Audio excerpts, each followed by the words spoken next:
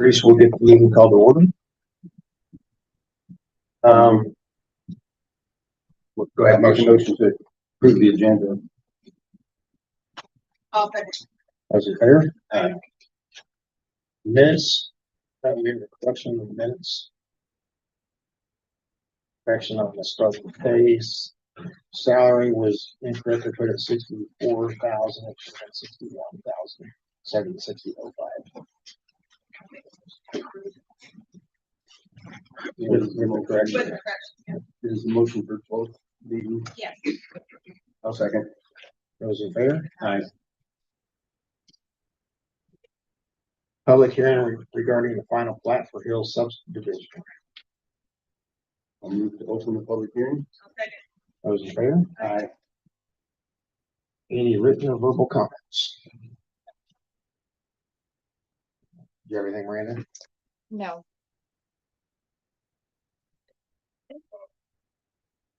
This is a 2-lot subdivision down off of Highway 16, just north of Eldon.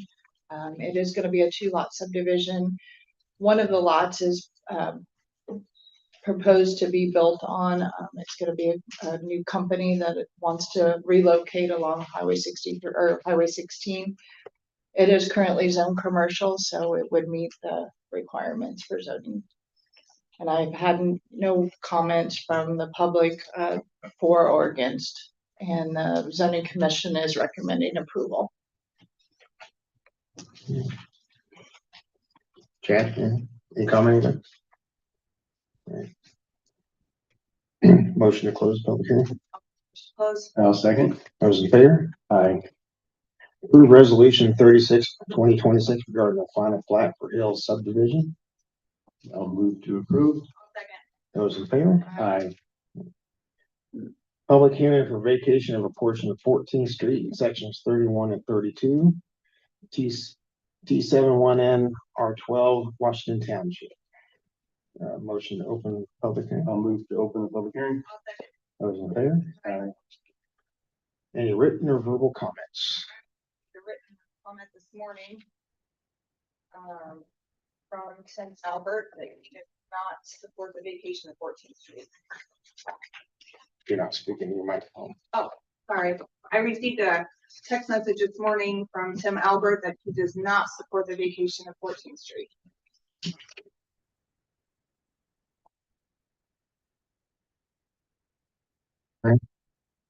So we are talking about this one. Okay, sure.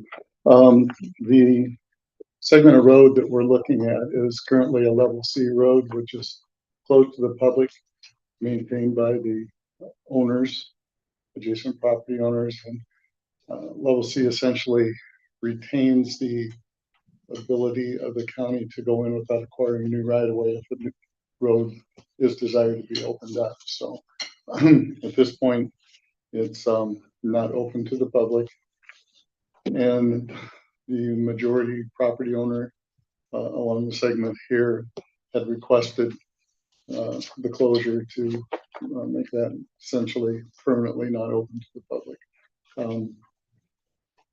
We did receive a phone call from Thomas Sturflinger and had an extended conversation with him and talked through the issues.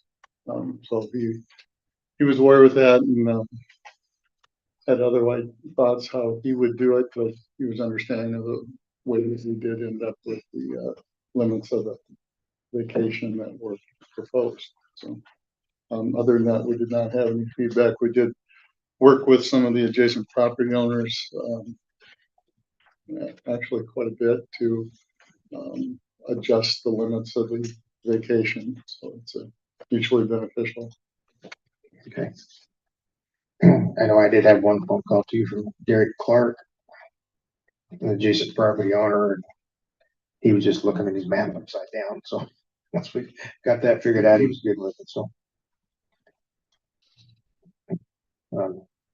John, you have anything? So the same property owners on each side of this section of the road. This road just connects his two properties. This has been gated off for years, how long this has been deeded off. I know it's been, Probably about 8, 9 years. 8 or 9 years.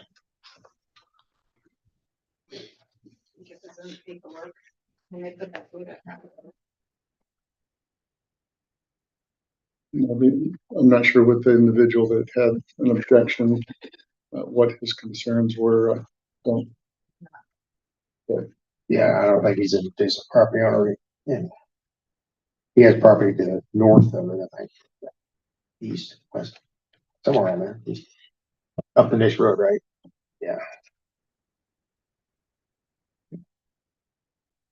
Because they live on the each, you mentioned Tom Derlinger too, but he said they each live on the end of the road. Yeah, it goes up the Nish gravel. Okay. Even though he didn't say, is there some potential reason for him to take that position?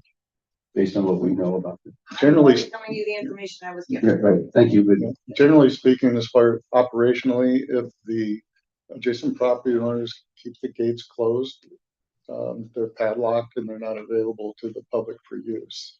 So there really isn't a benefit that I can think of to other property owners unless they have permission to pass through there. Then is it my understanding that there's something to do with the cemetery out there? Can somebody explain that to me? Bidler Cemetery. It's in here.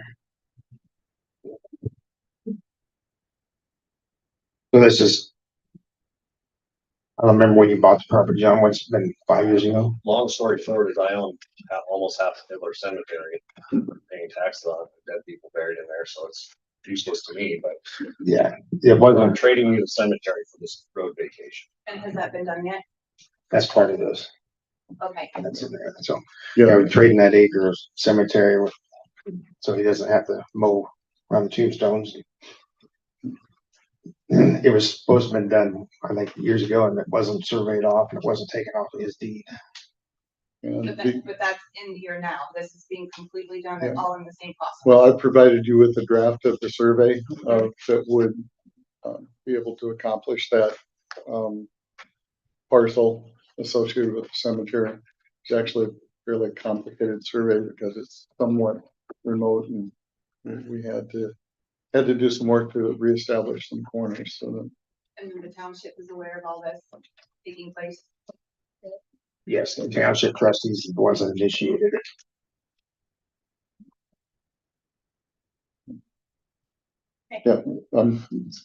apologize, I don't have the answers to those details as we were working on the technical aspects of the vacation and the new survey. Yeah, I started last year. The township called me out to the cemetery to check it out. So That's all I had. you have a comment from me? just based on all that, there's no reason for them to postpone this, is that? Where we're. Yeah, no reason to postpone it. It needs to be done. Yeah, okay. Thank you. No more comments? Well, motion to close the public hearing. Motion closed. I'll second. Those in favor? Aye. Resolution 38, 2026 to vacate portion of 14th Street, sections 31, 32, R12, Washington Township. I'll move to approve. I'll second. Those in favor? Aye. Pier maintenance agreement.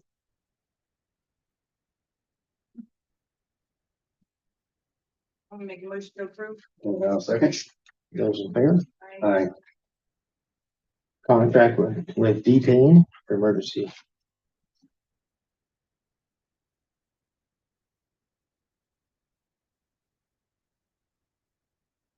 All right, Don't know anything about that.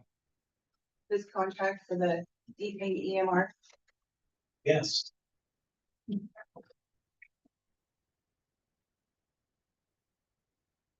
So with ACH, Advanced Correctional Healthcare coming in there, this is the contract for electronic healthcare records for the inmates within the jail. They brought this to us after approval was done with you guys, move forward with ACH. Instead of this size of jail, it was, we need to have electronic health records because there's gonna be, so much storage if we have to store them paper wise, so. This will be paid out of commissary.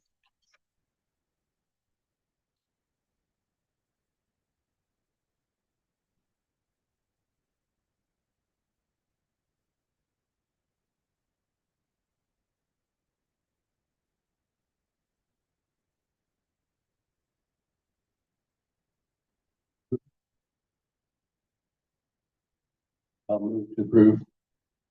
I'll second. Aye.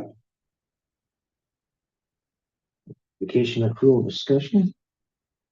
Steve, this has been taken care of. We're waiting on a promotion from. Yeah. Waiting on Galloway to get it done. It has been submitted to Galloway.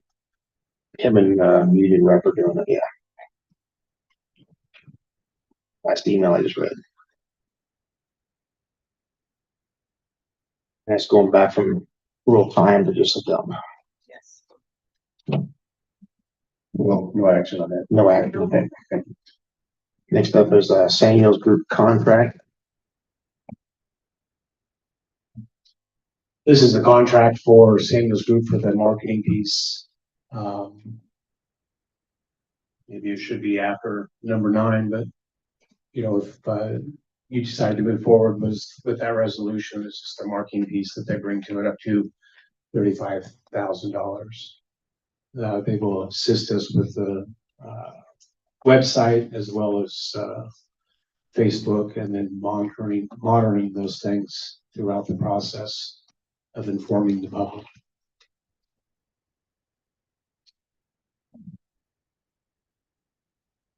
Was there any discussion on the open-ended contract or how to pay for it?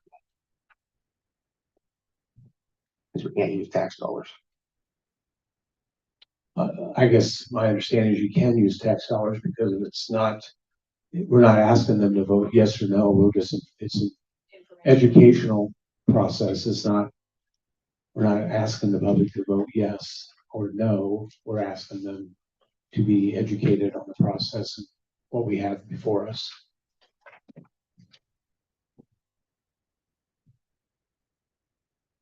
This is anywhere from 0 to 35,000. It's a time and materials. Sorry, Chase Cannon with the Samuels Group. Come up. It's time and materials. Time and materials not to exceed amount of 35,000. And the one item that Don didn't mention is that includes up to 12 meetings in person, whether that be held at a town hall, but essentially boots on the ground to help educate the general public so that they can make an informed decision.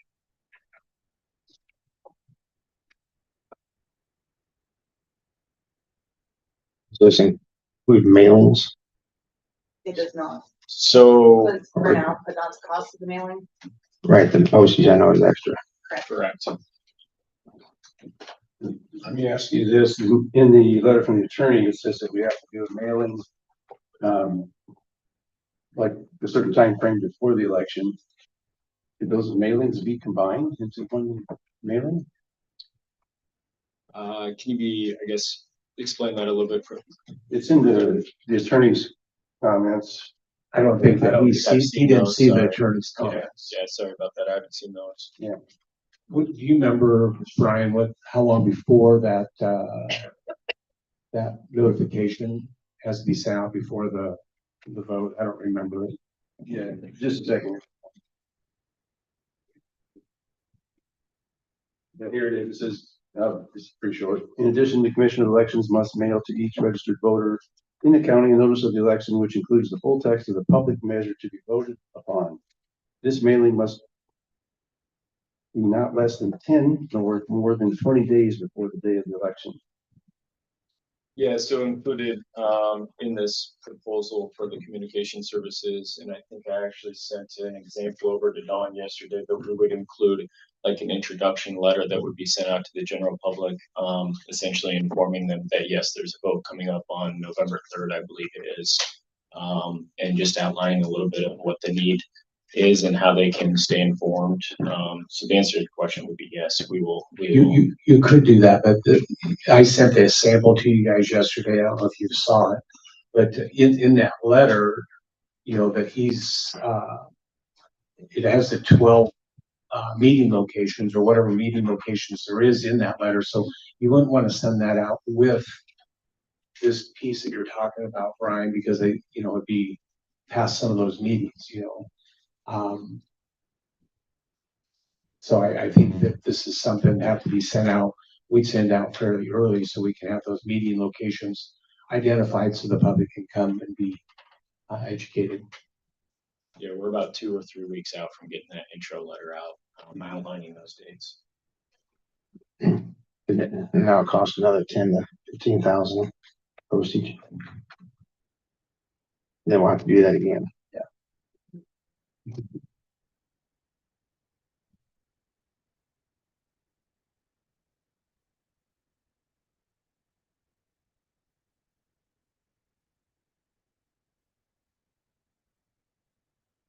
You know what, my biggest issue with this contract is just the open-ended. It can be anywhere from $1 to 35,000. I'd rather have stuff spelled out exactly the cost and what's doing.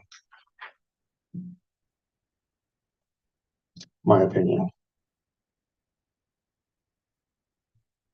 I know this is we structured it in a way with the timing materials not to exceed, just based on feedback that we've gotten elsewhere over the years. I can tell you that, what'll be used for the tangibles, the resources and our time. I mean, that'll be tracked and we can get that over to you. But I don't know that answers your question right here, right now, but that's essentially the structure that we'll push forward is to be. Yeah. I understand that. I know you'll send it, but like Ryan asked in the last meeting, if there was stuff we seen prices on it, we could take out that we didn't want to do or pay for. Well, that was you asking last time. Yes, that's correct. And just, for my position might be in something like this, I'd like to see this not get close to 35,000. If it was in the range of 15 to 20,000, that's a little more comfortable. But also, I had a discussion with Don Phillips about this, and my question to him was, can we take the money for this out of his budget, the sheriff's budget, with the idea that, and he can do whatever he wants to. If he wants to take it out of that the income account that he has, that's fine. But my thought was that if he does that, then I understand that when we get to next June, we might have to do a budget amendment, but at least initially it comes out of his budget.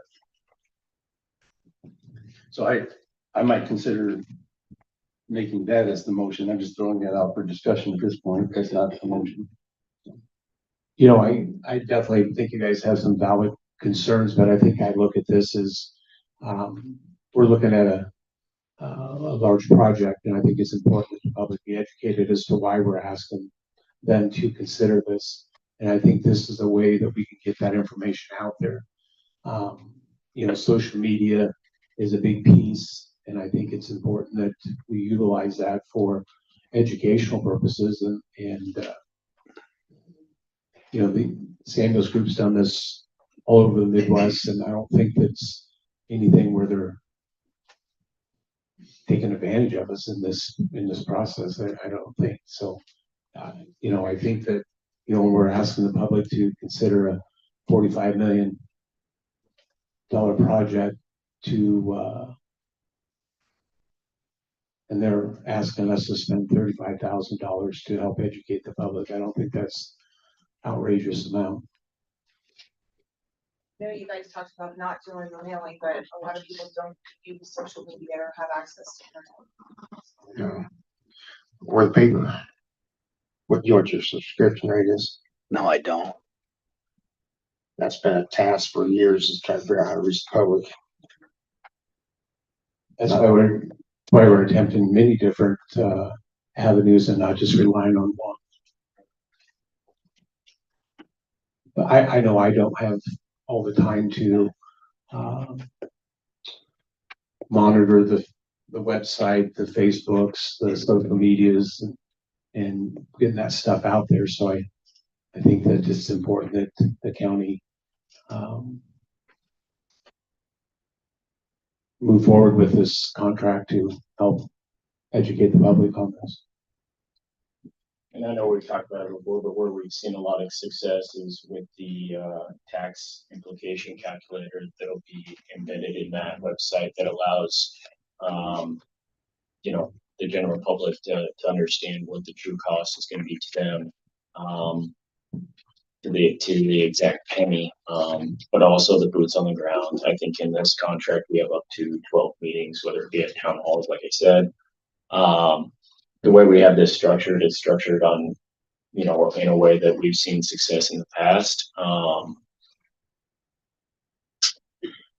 If you know, if there was a certain amount that you guys felt more comfortable with, I mean, we're kind of in the final hour here in terms of the engagement. Potentially have a talk with the rest of my team regarding an amendment to this contract for, you know, that set amount that you guys are more comfortable with, but then you're changing the strategy that we've seen work and be successful in the past. So that would be my hesitation in that regard. When you say up to 35,000, do you stop when you reach 35,000, or that's all you're gonna charge? And you'll continue the work that you've laid out when you go past that. So what we've laid out should get us to that point based on our historical, what we've done historically. But we'll be open line of communication with the board and Don throughout this process. But we will not exceed that amount without prior written approval from the board. So how many times have you done this? We've been in business doing this for about 20 years. Who asked that? I do. Doesn't it? So we've done this across the state of Iowa, state of Wisconsin. We have a master agreement with the state here, so we've been in all 99 counties, but specific to the communication services, we've been in 5 counties and So how many times? up to a handful of times here in the state of Iowa. And If anybody has any what comment, is- would you come up to the microphone? I'm sorry. We gave your name, but if you don't, NAP, KNAPP. So put him on there, Jim.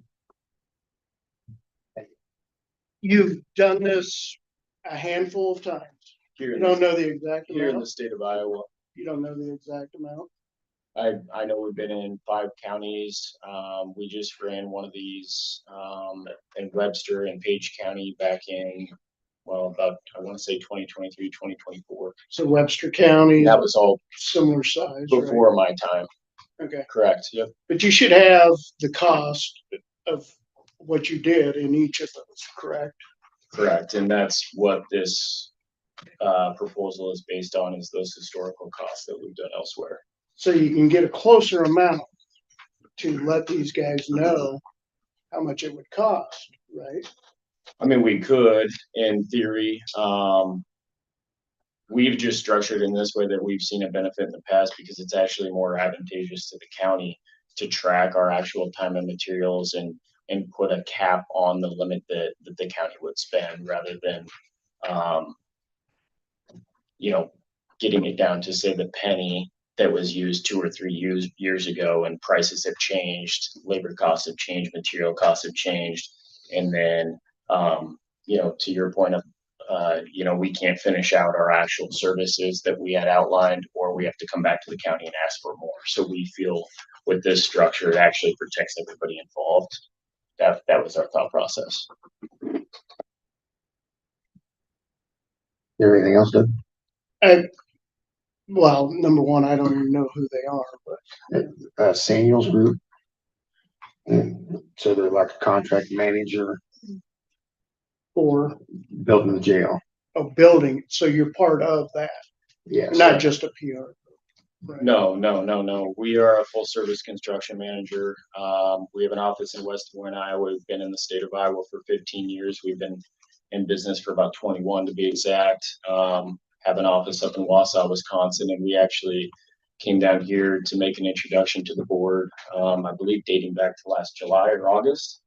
So these conversations have been evolving over the past, I guess, 15, 16 months. We've been working on this study and assessment that we proposed, or I guess outlined here, dating back to last fall, I want to say October. So it's been a pretty comprehensive process. Okay. I was just curious about the costs to get it closer to a number if you've done it in the past. Because I've been involved in many project management, and you can take an idea of how much it cost before to give these guys a closer estimate than 0 to 35,000.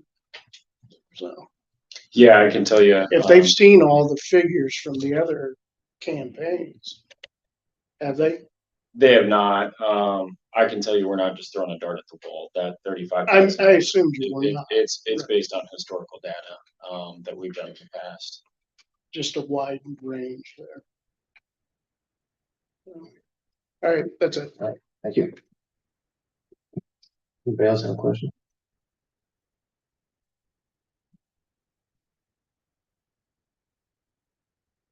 I would like to make a proposed motion, but only position it as proposed until we have some discussion.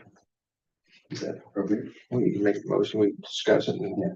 Okay. you'll get a second for good, so. Okay. And there's some detail in this motion, so it's not just a up or down motion, there's some conditions. So to start with this, we'll approve it. And these are some of the conditions that we would want: progress statements. And I don't want to say in our time frame here, we're almost probably going to say weekly of how much that money is spent from now until November. We would take it out of the sheriff's budget. That'd be up to Don to decide what part of that budget. But for now, we take it out of the sheriff budget. We would want to be informed of a date when the mailing would take place, so we can make the final decision on the mailing. But we wouldn't make the decision to spend that today, because that actually has a price tag to us that is not part of this this dollar amount, 35,000. So that should come back to us before the mailing is taking place. And that before you proceed, and this is sooner than later, that you would give to us a more detailed estimate of the breakdown of how the 35,000, if you go up to that amount, would be spent.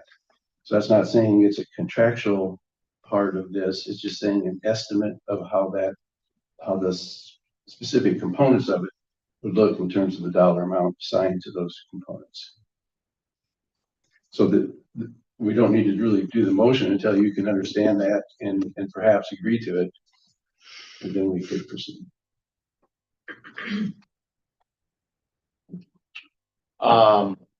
Yeah, we can certainly. We have a communications team, a marketing team that will run point on this to be, fully transparent. I'll stay involved as well as Sid. But I'll reach out. Her name's Shelly. I can reach out to her and find out, if she can get us some of this historical, more, I guess you could say, accurate, itemized, maybe by website development or social media development versus, so that you guys can have an idea of that. My only concern is just being in the final hour with some of this, and us being about 2 or 3 weeks out. So, as far as your approval to move forward with this and get my team rolling in the background, that would be my only concern. But I did not make that a condition. Okay. I just was clarifying. Yeah. So, okay. Yeah. And if you want me to, I could put this into writing for you, because I'm proposing it being part of the motion, but it's still, I could give you a little more detail too. Whatever makes you guys feel most comfortable. I mean, we're here to work with you. So you're saying you want a weekly progress report on what's happening and the dollar amount that's being spent each week? Yeah. Okay. And it's not that, it's like, 8 weeks and we're there. So it's not that many. Lori, would you happen to know what mailings cost? I think we're at Well, that it 10,000. depends on, I mean, are you guys going through a mailing company? Or are you fixing the stamps yourself? How's it work? How are you doing? Because if you go through a mailing company, you'll get like maybe 3 cents off the stamp price, you know, which is what, 80 some, 78? Yeah, 78, 80 cents, yeah. I think I've budgeted 10 to 12,000 for my assessment roll mailings this year that go out to everyone, so. Yeah, that's what we were guessing, be 10 to 15. I think on tax statements, we usually spend like 6 or 7,000.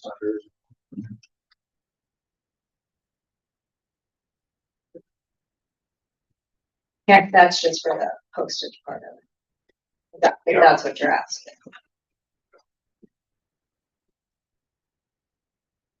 Any other comment? Okay. I do not, and I would be okay with that, Are those conditions in the motion? yes. Second, any motions, yeah. I'll make it formally. With the understanding we're gonna get progress reports weekly with the dollar amount. Yep. Coming out of the sheriff's budget. On the date of the mailing, Do a final improvement on the mailing because of cost. Yeah. And do weekly estimates on or do an upfront estimate on the components of it. Okay, and when you say mailing, is that specific to the letter that you're referring to, based on the comments from the attorney? No, No. that would Just be, any mailing in that would general? be the mailing that you initiate.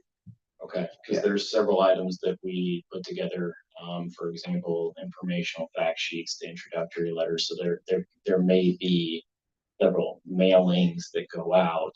But obviously, to your point, you guys want final approval on that, is what you're saying. Right. Yeah. Correct. And where's, combine those several mailings into one mailing. Yes, I would prefer that. and where's the cost of the mailings coming from?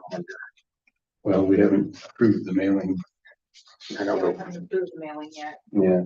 So I guess we can decide that later. I I mean, The only thought I have on that aspect of it is, if you're, timing might be. if we're gonna charge you to, and you guys, the county's gonna pay for us to design some of these informational assets to educate the general public.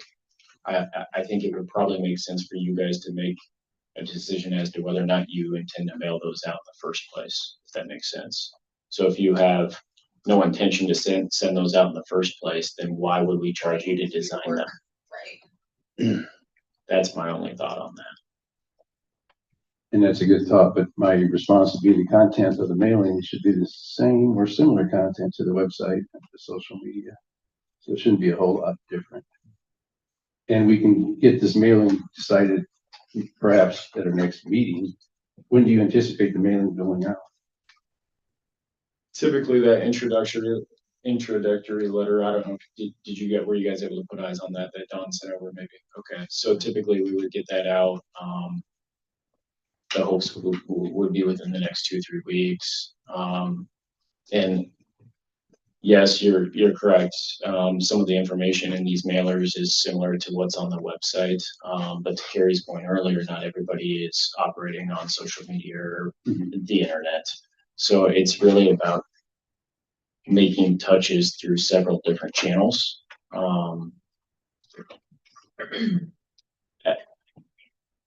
Yeah. So you're talking multiple mailings. That just, Well, I would prefer limiting it to one. we only got like say 8-9 weeks. But I think that, And part of that is your advertising dates, locations. Correct, yeah, just so we can be front and center in front of the public and help, allow individuals to have their questions answered. when do you anticipate the first public meeting would be held?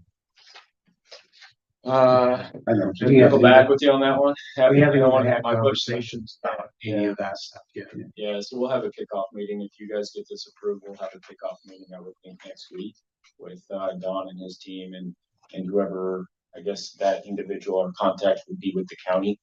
because we will need to work with you guys together, contact data distribution lists, if and when those mailers are sent out. So you guys will stay looped in.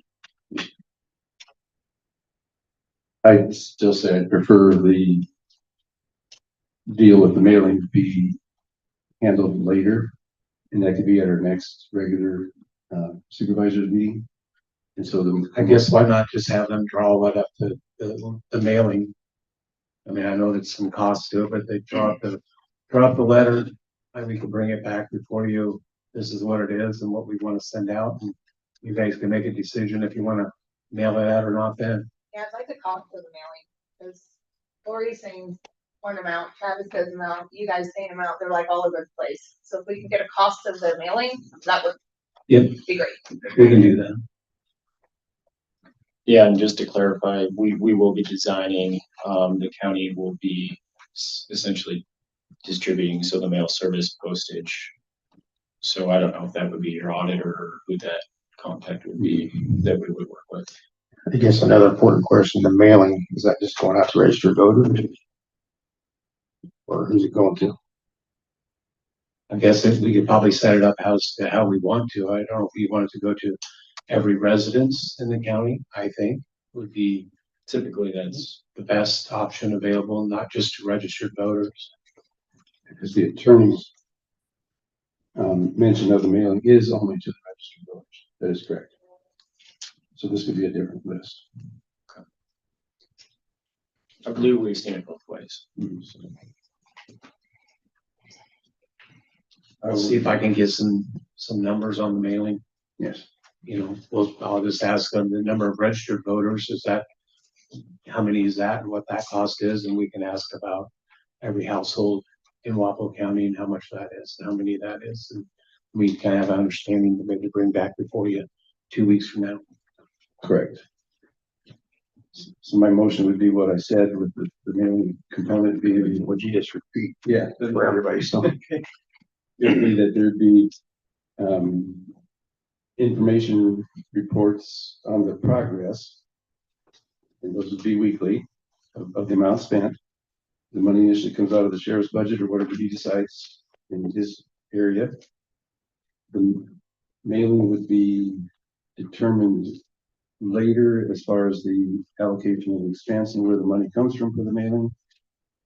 And that could be the next regular board meeting with the supervisors, and that there would be a detailed estimate to break down the components of the price that they're quoting us.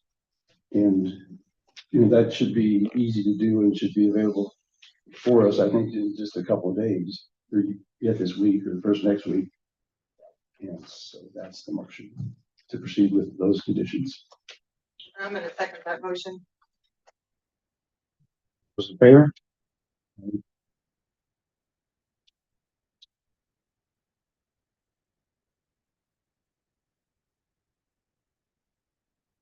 Resolution of 39/2026, calling special election on issuance of not to exceed 45 million general obligation bonds for capital loan note.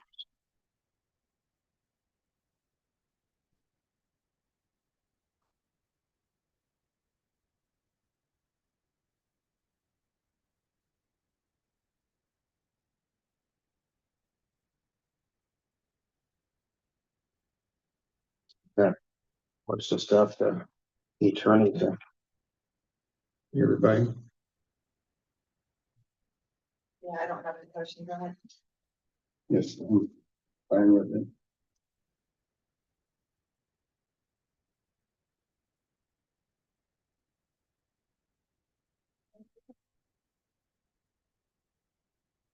Wow, but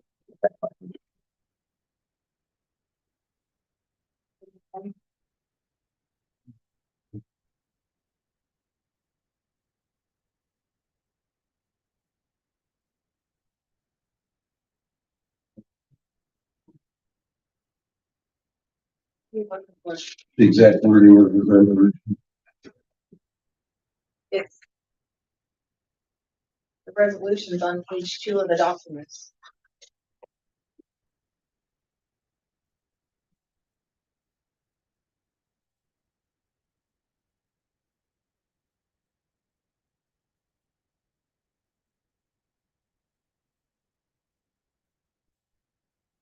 once this is passed, I just thought it was interesting to put in here that there could be no public official comment,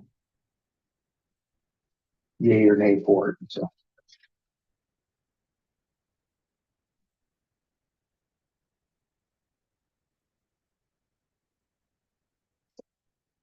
A lot of paperwork. So any questions from the public on this bond going to the voters?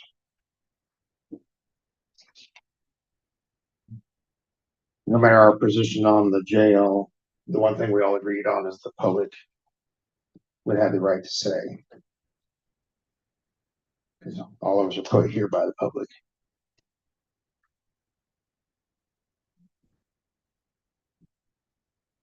One important aspect would be, it would be a 20-year note. Talking of financial, Lady at Spears, maybe $3.4 million a year payback on 19 and a half years. That's the way she described it to me, is we do interest payments in December and then the principal in June.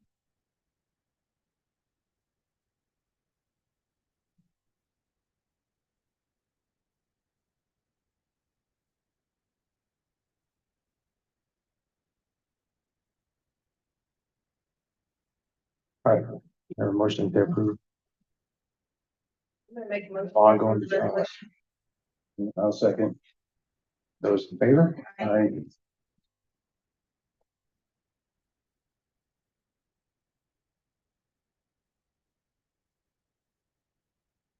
Levy rates for taxes payable July 1st, 26, 27.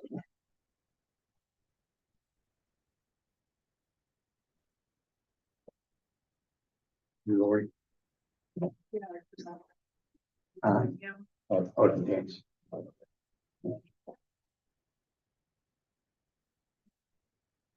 Questions on the taxable levy rates? I don't have any. make a motion to approve the levy rates as provided. Those in favor? I, Request for salary approval, new hire, Veterans Affairs.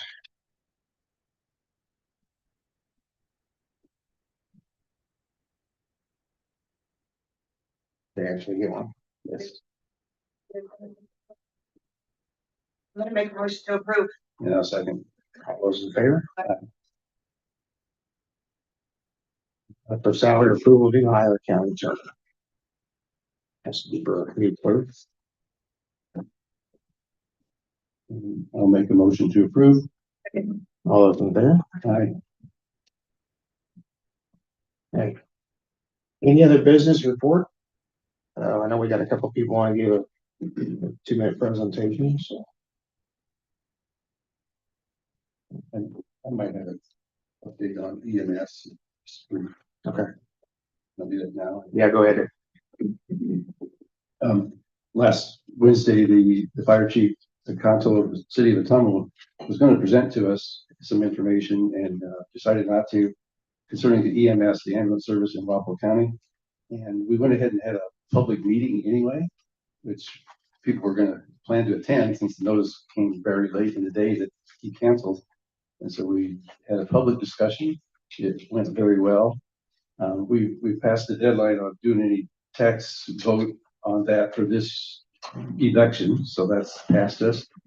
But what we're working on right now is kind of interesting. We've got kind of 2 things going that we'd like to proceed with, and this in part came out of that public meeting that Ben Cliff monitored for us.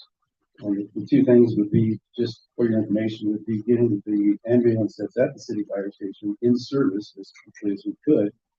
And we might be coming back for some discussion on that. And then the second thing that we are feeling, and this is consistent with the EMS advisory board too, that we start doing some serious discussion on combining dispatch at the city and county level, and include in that emergency medical dispatch. So that's just an update of what happened based on last week's activities. Thank you. add to there, I think the hospital bought 3 new ambulances, They got 2 new ambulances and, one used one. I believe so, yeah. So they got 2 brand new, one used. And that is correct. And so they really, I think they stuck 1.5 million in that yes, new vehicle, so. it's really helped to take the pressure off the short term. Gentlemen.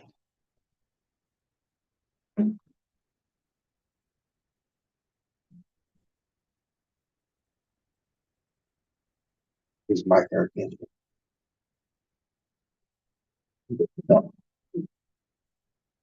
Thanks. Mr. Chairman and members of the board, thank you for giving me the chance to address you this morning. My name is Alan T. Sager. I am a member in good standing of the bars of Illinois and Missouri, although inactive. This I point out not because I am providing legal advice, but only to establish my qualification to do legal research. My interest in traffic regulation dates back over 40 years. Although my background is in the law, I am familiar with the field of traffic engineering. I am here to address your passage of Resolution 33-2026. This resolution was intended to keep the 55-mile-per-hour speed limit. I contend it is not enforceable. First, Iowa Code Section 321.2854, your authority to engage in speed zoning, which you cite for its justification, does not include the authority to set a county-wide speed limit. Even if I am mistaken about this, the section requires the determination be made after the receipt of a traffic engineering study and not before. Vague assertions regarding design and sign placement do not fulfill this requirement. My written submission addresses both contentions in detail. I respectfully ask you to repeal Resolution 33-2026 and recognize the speed limit increase 5 miles per hour, July 1, 2026. Please know years of traffic engineering research has found the resulting increase in how fast people will actually drive will be a fraction of this number. The most comprehensive study found an increase of 0.03 miles per hour. Your concerns seem overblown in light of this fact. You are not required to post the new speed limit. Just take down or cover up the existing signs. Meanwhile, it is entirely reasonable for your engineer to conduct studies. Thank you again for your time and consideration. Any questions? I did give your copy that you gave me to the engineer, so. Appreciate your time. Thank you, Mr. Chairman.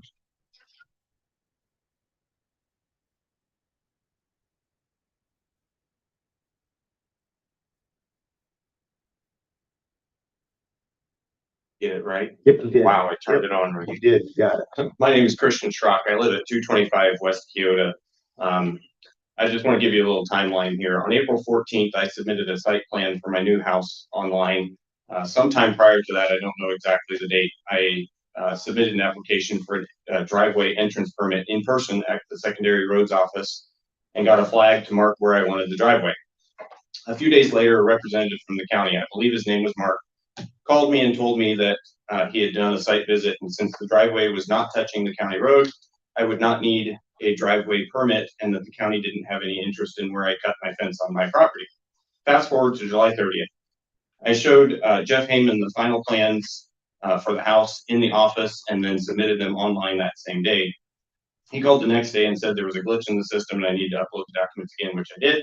Just an aside, Jeff's been great to work with all along the way during this process. But he mentioned on that phone call that Miranda had stated that I needed to get an easement from my neighbor for my driveway. I was kind of surprised at that because I had already been told that the county didn't have any interest in the driveway because it was beyond the end of the county road. I did contact my neighbor, however, and they were not excited about the idea of doing an easement.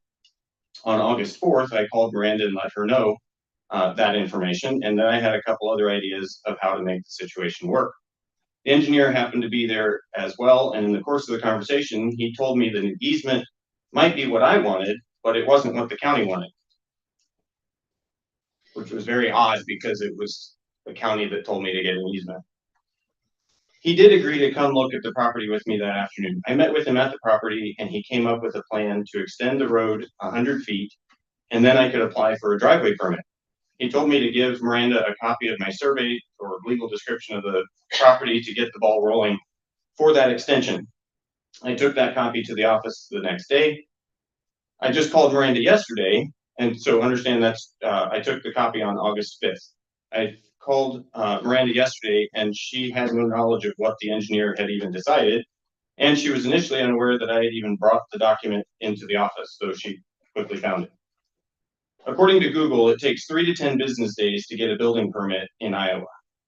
My unneeded driveway permit has now delayed my building permit for over 3 weeks, and I can't get a timeline of when I can get the driveway permit to get the building permit. And I need to get started on it so we can get it in before, or the foundation in before freeze happens. I've only received excuses as to why I was told that I didn't need one months ago and suddenly now need one. I just want my building permit so I can start my house. But I'd really like to see, like, it just feels like there's no accountability. It's just a lot of finger pointing. And I just, we've had 4 months at least to be working on a driveway permit. Okay, we'll walk with her, It's just not happening. both here, so. If you got any more questions, there's a lot Yeah. more detail, but What do you wanna, address him, talk to him after, or get whatever. fixed up? More than happy to meet with him today. As you mentioned, I did visit the site and met with himself and the adjacent owner, to look at the situation, 3 weeks ago approximately. 3 weeks ago today. And the reason that there was an issue with the driveway as he'd been using it was it went off the end of a dedicated public road through the neighboring property and then around to his building site and his ownership. As long as the neighbor was willing to allow that through an easement, so it was documented, we as the secondary roads did not have an issue with it. The neighbor, once they learned that there would be an official easement, had some concerns. I'm not sure what they were. After learning of that, we were able to fairly quickly arrange a meeting so I could go out on site with the property owners. And as we look at it, we came up with a specific approach to the problem, which was an extension of the road 100 foot, which got us to the high point in the road, which would eliminate a driveway pipe, because otherwise the geometry of the property was such that a driveway would be either expensive or difficult for them to develop the property the way they wanted to. So it was extending the road right away 100 feet, just simplified everything. More than happy to do that. It's been communicated within our department that that's what we're able to do, but we needed a copy of their deed, I believe, so we could use that to extend the right of way. And I think we have a draft of that internally, but since we But it again, hasn't been that long since we initiated the process for that particular step. nothing happened in 3 weeks. So can you? Literally have this nothing ready for the happened. Next board meeting to be approved so he can proceed Well, with. I guess my contention though is this. The road, he says that I've been driving on my neighbor's property. Both of us have been driving on each other's property. The road was vacated, as far as we can tell, in the 30s. All of the property owners over almost 100 years have been doing the exact same thing. And all of a sudden, now that I am trying to build a house, I have to get an easement from my neighbor. If I have to get an easement from my neighbor has to get an easement from me because they're driving on my property. But nobody said anything about that when they bought the house. So it's just, and I was told, well, it's improper to drive off the end of the road. You mean like it's been done for the last almost 100 years? So again, nothing's been done in 3 weeks. It takes 3 to 10 business days, and we've had, again, I was told that I didn't need anything by a county representative. The engineer didn't even know that I had submitted a driveway application in the first place when I met with him 3 weeks ago. He said, "Oh, now you can apply." I've already applied at least 4 months ago. I'm sure it was before that, but I already got rid of the paperwork because I didn't need it. Because I was told, well, you don't need it. And now I need it. And that's just frustrating. So, Well, I will get with you and those two after the meeting and we'll get it thank you. fixed up. Thanks. Thanks, Brian. Anybody else? I think your turn.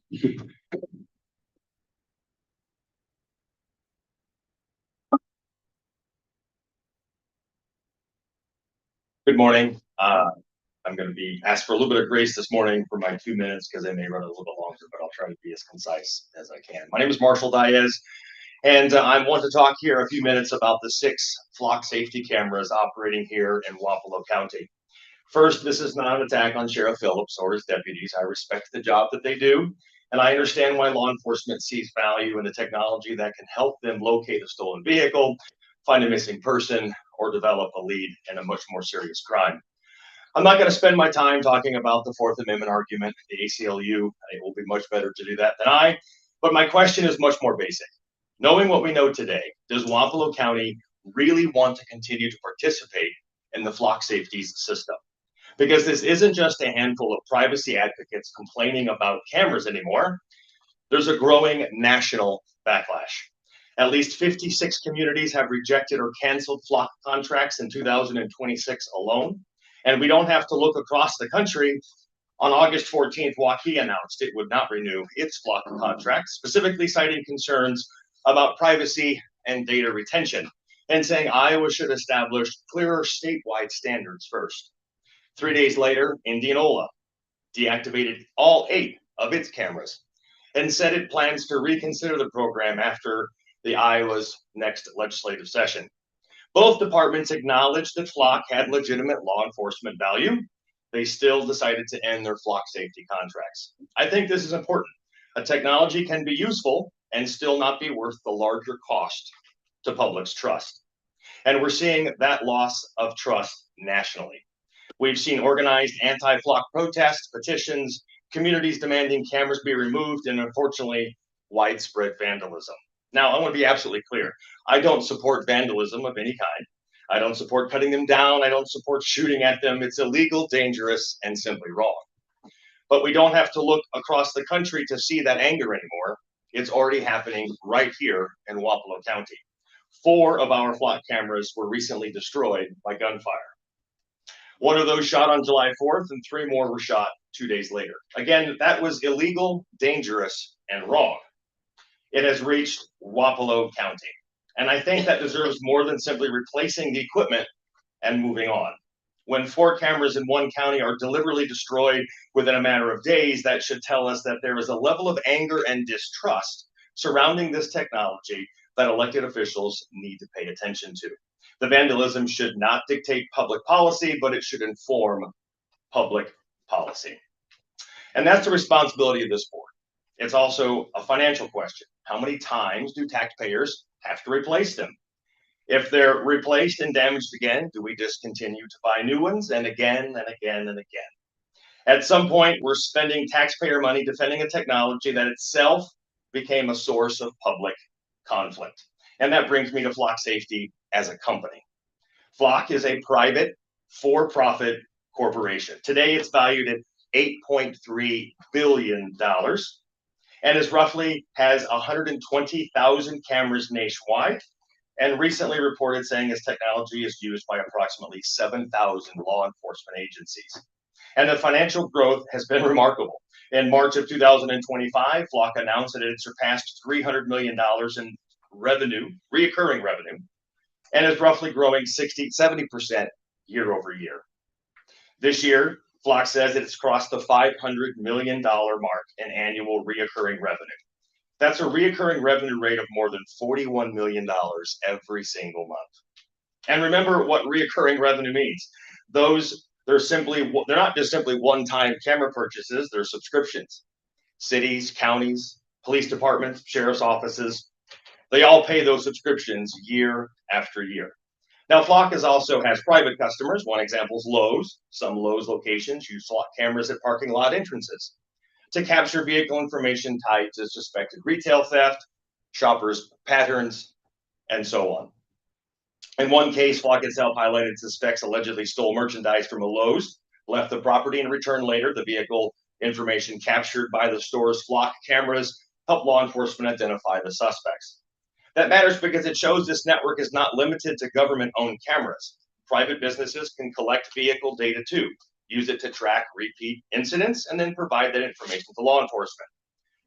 I'm going to try and skip ahead so I don't take much more of your time. I think to put it in plain English, we pay the subscription fees. Our community generates the images, and some of those images help Flock's technology, and Flock owns that technology. Then the improved product is sold to the next city, the next county, police department, or private company. Flock says its data is the owner of the contract holder, but in the current terms of Flock indicates that it has royalty-free, irrevocable, perpetual license to use customer data, both to provide the service and to support and improve the products and services. Now, I'm a capitalist and I don't begrudge a company for making money, but when taxpayers have every right to ask whether we're simply purchasing a public safety tool or helping finance and improve a privately owned national surveillance system. And that raises another question I think we should ask. We keep hearing the phrase public safety, but public safety is bigger than just criminal activity. Public safety is flooded highways, ice on the roads, tornadoes moving through our county, a major traffic backup, or even a blockaded bridge. Those are all public safeties too, but that's not the primary use of what the Flock system is designed to do. How much of the system actually serves the public generally, and how much of it exists to collect information about the public? Flock has indicated that they are continuing to develop their technology. They're developing a system called Flock OS. They're tying in multiple different systems, gunfire detection, 911 call records, and so forth, to create a central platform used to collect and analyze public data. So the question isn't just about our 6 cameras anymore. It really is, it's 6 points of connection into a much larger system.